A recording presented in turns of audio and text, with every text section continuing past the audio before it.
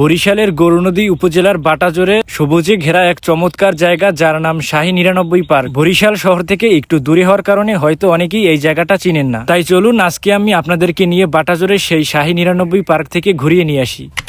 হাইওয়ের রোডের অপোজিটের রোড ধরেই এগিয়ে চলেছি শাহী ৯৯ পার্কের পথে। এই রোড ধরে ৫ থেকে ৭ মিনিট এগোলেই দেখা মিলবে শাহী ৯৯ পার্কের মূল গেটের। অফকোর্স এখানে টিকিট ছিল, এখানে জনপ্রতি টিকিটের মূল্য ছিল ২০ টাকা। টিকিট নিয়ে ভিতরে ঢুকতেই লতাগুলো যেন আমাদের জড়িয়ে ধরলো। আসলেই ভাই, এই লতাগুলো এসে গায়ে লাগার পরে সেই একটা ফিল পাওয়া যায়।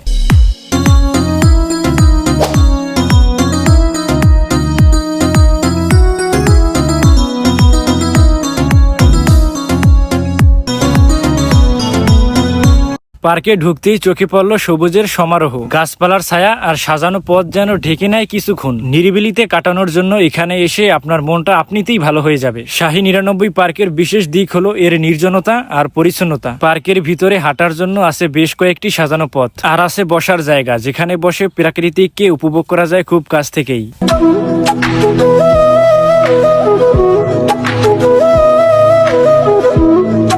একটু সামনে এগোতেই চোখে পড়লো আকর্ষণীয় জিরাফের মূর্তি। শিশু থেকে বড় সবাই এইখানে দাঁড়িয়ে ছবি তুলতে পছন্দ করে। তার পাশেই ছিল দারুণ বডি বিল্ডার স্ট্যাচু। দেখে মনে হলো যেন শরীর চর্চা করেই এমন গঠন হয়েছে আমার।